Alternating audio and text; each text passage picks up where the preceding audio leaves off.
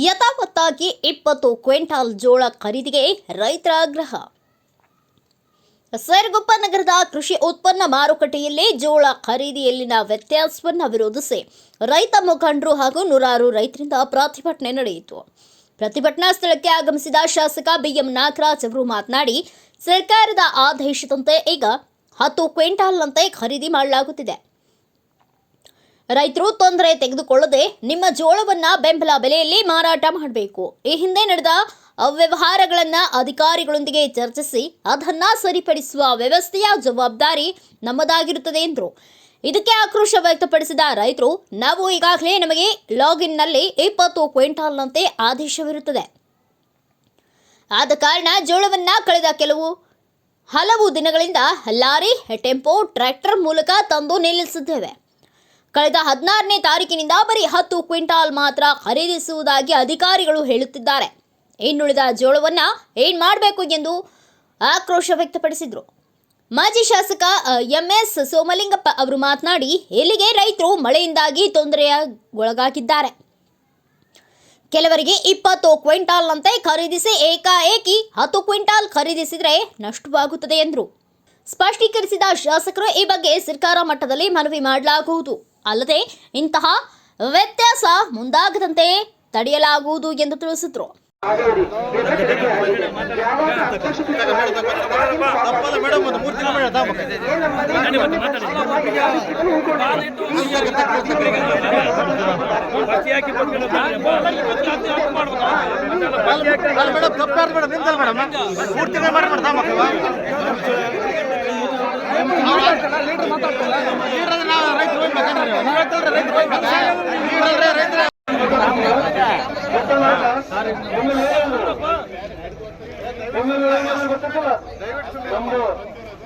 ಶಾಸಕರ ಒಂದು ಮನವಿ, ನೀವು 2040 ಜನ ಆದೇಶ ಆಗಿದೆ.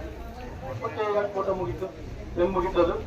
ನೀವೆಲ್ಲ ಡಾಟಾ ತಗೊಂಡ್ರೆ ಎಷ್ಟು ಎಕರೆ ಬೆಳೆದಿದೆ ಈ ಜಿಲ್ಲೆಯಲ್ಲಿ, ಈ ತಾಲೂಕಿನಲ್ಲಿ ಎಷ್ಟು ಬೆಳೆದಿದೆ, ಅಷ್ಟು ರೈತರೆಲ್ಲ ನೀವು ಮಾಡಿರೋದು ಮತ್ತೆ ಹೆಂಗ ಕ್ಲೋಸ್ ಆಯ್ತದು, ಅದ್ರ ಬಗ್ಗೆ ಕೂಡ ಸ್ಪಷ್ಟವಾಗಿ ಹೇಳ್ಬೇಕು. 20 ಕ್ವಿಂಟಲ್ ಏನಾಗುತ್ತೆ ಅಂತ ಸ್ಪಷ್ಟವಾಗಿ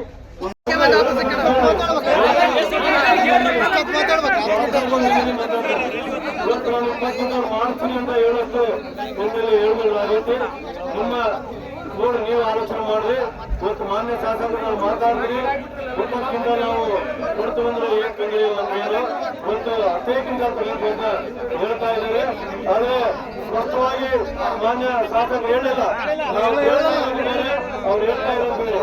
ನಾವು ಏನು ಸ್ಪಷ್ಟವಾಗಿ ಕೇಳ್ತಾ ಇದ್ದೀವಿ ಆನ್ಲೈನ್ ಬಂದಿದ್ದೀವಿ, ಅದ್ರ ಪ್ರಕಾರ ತಗೊಂಡ್ರೆ ಸುಮ್ಮನೆ ಹೇಳ್ತಾರೆ. ದಯವಿಟ್ಟು ಕಣ್ಣೆಲ್ಲಿಗೆ ಸುಳ್ಳು ಹೇಳ್ತಾರೆ. ಯಾಕಂದ್ರೆ 2046 ಜನ ಯಾರಿಗೆ ಕೊಟ್ಟಿದ್ದೀವಿ ತಗೊಂಡಿದ್ದು ನಾವು ತಗೊಂಡಿದ್ವಿ.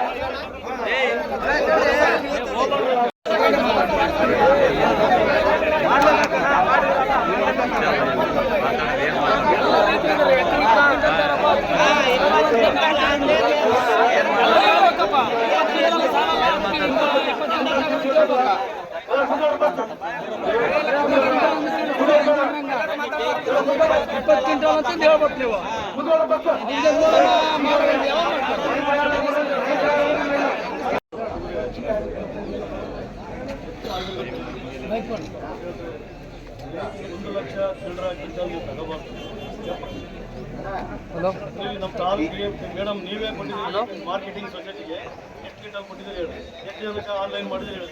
2046 ಜನ ನೀವೇ ಕೊಟ್ಟಿದ್ದೀರಿ ಹೇಳಿ. ಈಗ ರೈತರು 100 ಎಕರೆ ಬೆಳೆದಿರ್ತಾರೆ, 100 ಎಕರೆಗೆ ನಾವು ತಗೊಳೋದು ಬರೀ 5 ಎಕರೆ ಮಾತ್ರ ತಗೊಳೋದು. ಒಬ್ಬ ರೈತರಿಗೆ ನಾವು ತಗೊಳೋದು ಎಷ್ಟು, ನೀವು 100 ಎಕರೆ ಬೆಳೆದ್ರು ಕೂಡ 100 ಕ್ವಿಂಟಲ್ ಬೆಳೆದ್ರು ಕೂಡ ನಾವು ತಗೊಳೋದು 20 ಕ್ವಿಂಟ್ಲೆ. ನೀವು 100 ಕ್ವಿಂಟಲ್ ಬೆಳೆದಿದ್ದು 100 ಕ್ವಿಂಟಲ್ ತಗೊಳ ಅಂತ ಹೇಳಿ ಅದು ತಿಳಿದಿಲ್ಲ. ನಾವು ಸರ್ಕಾರ, ಯಾವುದೇ ಸರ್ಕಾರ ಇರಲಿ, ಬೆಂಬಲ ಬೆಲೆ ಅಂತ ಎದಕ್ಕೆ ಕೊಡುತ್ತದೆ, ಇಷ್ಟು ಮಾತ್ರ ಕೊಡೋದಲ್ಲಿ ನಾವು ಸರ್ಕಾರ ಕಡೆ ಇಲ್ಲ ಅಂತಂದೇಳಿ ಬೆಂಬಲ ಬೆಲೆ ಅಂತಂದೇಳಿ ನಿಮಗೆ ಎಲ್ಲರ ರೈತರು ಅನ್ಯಾಯ ಆಗಬಾರ್ದು ಅನ್ನೋ ಉದ್ದೇಶದಿಂದ ಸ್ವಲ್ಪ ಹೆಚ್ಚಿಗೆ ರೇಟ್ ಕೊಟ್ಟು ಕಳಿಸಿ ನಾವು ಖರೀದಿ ಕೇಂದ್ರಗಳನ್ನ ತಗೊಂಡು ಅವ್ರನ್ನ ಖರೀದಿ ಮಾಡೋದು ವ್ಯವಸ್ಥೆ ಮಾಡ್ತೀವಿ. ಸರ್ಕಾರದಲ್ಲಿ ನಮ್ಗೆ ಎಷ್ಟು ಬರ್ತದೆ, 20 ಕ್ವಿಂಟಲ್ ನಾವು ಖರೀದಿ ಮಾಡ್ತೀವಿ. 7,000 ತಗೊಂಡ್ರು ಕೂಡ 60,000 ಆಗ್ತದೆ. 15,000 ನಿಮ್ಗೆ ಗಾಡಿಗೆ ಕೊಡ್ತೀವಿ, ನಿಮ್ಗೆ ಲಾಭ ಏನು ಬರ್ತದೆ, ಅದನ್ನು ಕೂಡ ನೀವು ಮನವರಿಕೆ ಮಾಡ್ತೀವಿ. ಏನಾಯ್ತು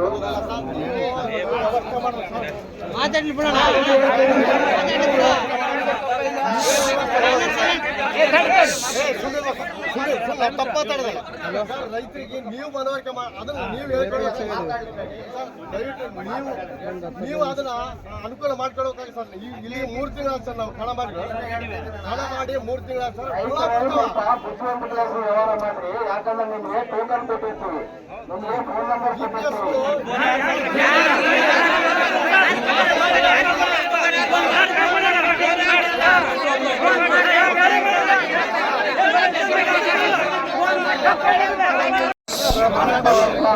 ಯಾಕಾಯ್ತು, ಇಷ್ಟೆಲ್ಲ ಯಾಕಾಯ್ತು ಗೊಂದಲ ರೂಪದಲ್ಲಿ ಕೂಡ ಜಿಲ್ಲೆನಲ್ಲಿ ಇರುವಂತ ಬೆಳೆ ರೈತರಿಗೆ ಜಾಸ್ತಿ ಯಾಕೆ ಬೆಳೆದಾರ ಅಂತಂದ್ರೆ ಅಧಿಕಾರಿಗಳು ಮತ್ತು ಕೆಲವರು ಎಲ್ಲರೂ ಶಾಮೀಲಾಗಿ ಅದ್ರಾಗ ರೆಕಾರ್ಡ್ಸ್ಗಳು ಏನೇನು ಮಾಡಬೇಕು ಅಂತೆಲ್ಲ ಮಾಡಿದಕ್ಕೆ ಇದು ತೊಂದರೆ ಆಗೈತಿ. ಈಗ ಇರೋದೆಲ್ಲ ಕೆಲವರು ವ್ಯವಹಾರಗಳು ಮಾಡ್ಕೊಂಡು ತಕಾದೋಗ್ಬಿಡ್ತಾರೆ. ಅದನ್ನ ನಾವು ಈಗ ಸರಿಪಡಿಸ್ಬೇಕಾಗತ್ತೆ. ಇದು ಸರ್ಕಾರ ಜವಾಬ್ದಾರಿ. ನಾವು ಆ ಜವಾಬ್ದಾರಿಯಿಂದ ನಿಜವಾದ ರೈತರು ಬಹಳಷ್ಟು ಜನಕ್ಕೆ ಅನ್ಯಾಯ ಆಗೈತೆ. ಅದನ್ನ ಅನ್ಯಾಯ ಆಗ್ಬಾರ್ದು ಅನ್ನೋ ಉದ್ದೇಶದಿಂದ ನಾವೀಗ ಮತ್ತೆ ಹೊಸದಾಗಿ ಏನೋ 10 ಕ್ವಿಂಟಲ್ ಏನು ತಗೊಳಕ್ಕೆ ವ್ಯವಸ್ಥೆ ಮಾಡಿದ್ವಿ. ಈಗ ಸತ್ಯ ಆದೇಶ ಅದು ಮತ್ತೆ ನಾವು ಮನವಿ ಮಾಡ್ತಾ ಇದೀವಿ. ಮತ್ತೆ ಏನಾದರೂ ಕೇಂದ್ರ ಸರ್ಕಾರ ಒಪ್ಪಿಗೆ ಕೊಟ್ಟು, ಈಗ ಬರೀ ನಮ್ಗೊಂದೇ ಅಲ್ಲ, ನಮ್ಮ ಇತಿಮಿತಿನಲ್ಲಿ ನಾವು 10 ಕ್ವಿಂಟಲ್ ತಗೊಳ್ತೀವಿ. ಕೇಂದ್ರ ಸರ್ಕಾರ ಒಪ್ಪಿಗೆ ಕೊಟ್ಟ ಮೇಲೆ ಅವ್ರಿಗೆ ಮತ್ತೆ ಖರೀದಿ ಮಾಡಿ ಮತ್ತೆ ನಮ್ಮ ಕಡೆ ಖರೀದಿ ಮಾಡಬೇಕು. ವಾಪಸ್ ಖರೀದಿ ಮಾಡಿ ನಾವು ಮತ್ತೆ ಅವ್ರ ಕಡೆ ಖರೀದಿ ಮಾಡಿ ಅನ್ನಭಾಗ್ಯಕ್ಕೆ ನಾವು ಮತ್ತೆ ವಾಪಸ್ ಕೊಡ್ತೀವಿ. ಇದು ಒಂದು ಪದ್ಧತಿ ಇರ್ತದೆ. ಕೇಂದ್ರದವರು ದುಡ್ಡು ಕೊಡ್ಬೇಕಲ್ಲ, ಅವರು ಇಷ್ಟೇ ತಗೋರಿ ಅಂತ ನಮಗೆ ಸ್ವಲ್ಪ ಟಾರ್ಗೆಟ್ ಕೊಟ್ಟಿರ್ತಾರೆ. ನಾವು ಈಗಿಲ್ಲ ಮತ್ತೆ ಮನವಿ ಮಾಡ್ತಾ ಇದ್ವಿ. ಮನವಿ ಮಾಡಿ ಇಲ್ಲ 10 ಕ್ವಿಂಟಲ್ ಎಷ್ಟು ತಗೊಳಕ್ಕೆ ವ್ಯವಸ್ಥೆ ಮಾಡ್ತೀವಿ ಅಂತಂದೇಳಿ ನಮ್ಗೆ ಮಾತ್ರ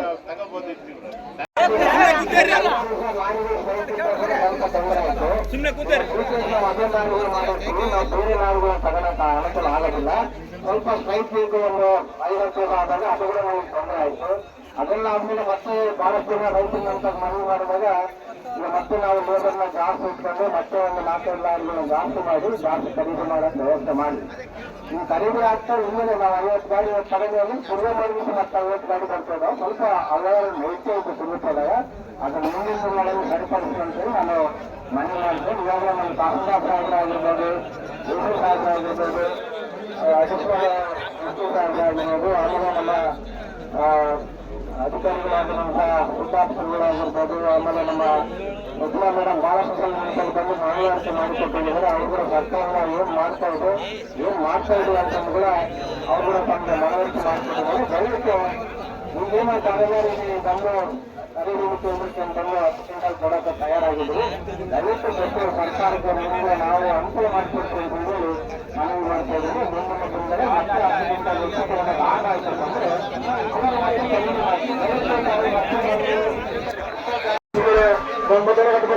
ಇವತ್ತು ಜೋಳ ಖರೀದಿ ಕೇಂದ್ರ ಎಲ್ಲಾಗಿತ್ತು ಕಳ್ಳಾರಿ ರಾಯಚೂರು ಮೇಡಮ್. ಯಾವ್ದಾದ್ರು ಜೋಳ ಖರೀದಿ ಕೇಂದ್ರ ಆಗಿಲ್ಲ, ಎಲ್ಲಾಗಿಲ್ಲ. ನೀವು ಆದರೂ ಮೇಡಮ್ ಅದೆಲ್ಲ ಖರೀದಿ ಕೇಂದ್ರ ಯಾರು ಕೂಡ ಆನ್ಲೈನ್ ಹಾಕಿಲ್ಲ. ದಯವಿಟ್ಟು ನಮ್ಮ ಜಿಲ್ಲೆ ರಾಯಚೂರು ಜಿಲ್ಲೆಯಲ್ಲಿ ಮಾತ್ರ ಸಮಸ್ಯೆ ಇರೋದು ಮೇಡಮ್. ನಾವು ಶುರು ಮಾಡಿ ಕೊಡ್ತಾ ಇಲ್ಲ, ನಮ್ಮಲ್ಲಿ ಆನ್ಲೈನ್ ಡೇಟಾ ಸಿಗುತ್ತೆ, ಅದೇ ಕೊಡ್ತೀನಿ ನಿಮಗೆ. ನಾನು ನಿಮ್ಮ ನಂಬರ್ಗೆ ವಾಟ್ಸ್ಆಪ್ ಮಾಡಿದೆ, ಕೇಳಿ ಅದನ್ನ ನಾನು ಹೇಳ್ತಿರೋದು. ಇದೇ ವೇಳೆ ಆಹಾರ ನಾಗರಿಕ ಸರಬರಾಜು ಇಲಾಖೆ ಉಪನಿರ್ದೇಶಕಿ ಶಕೀನಾ, ಪ್ರಭಾರಿ ತಹಸೀಲ್ದಾರ್ ನರಸಪ್ಪ, ಹಸಿರು ಸೇನೆ ಅಧ್ಯಕ್ಷ ಮಾಧವ್ ರೆಡ್ಡಿ, ಕರ್ನಾಟಕ ರಾಜ್ಯ ರೈತ ಸಂಘದ ತಾಲೂಕಾ ಅಧ್ಯಕ್ಷ ಜಯ ಸಿದ್ದರಾಮಗೌಡ, ಟಿ ದರಪ್ಪ ನಾಯಕ್ ಇನ್ನಿತರ ರೈತ ಮುಖಂಡರು, ನೂರಾರು ರೈತರು ಉಪಸ್ಥಿತರಿದ್ದರು. ಬ್ಯೂರೋ ರಿಪೋರ್ಟ್ ಶ್ರೀನಿವಾಸ್ ನಾಯಕ್, ಭಾರತ ವೈಭವ news, Siruguppa. Thanks for watching. Read, discuss and debate with editor Dr. Yan Prashant Rao. Wanted reporters in print, digital and visual media for Bharat Vaibhav Daily Newspaper, BV News 5 Channel and BV Fast Web News from all the talukas of Karnataka, Goa and Maharashtra. If interested, send your resume to 9019229369.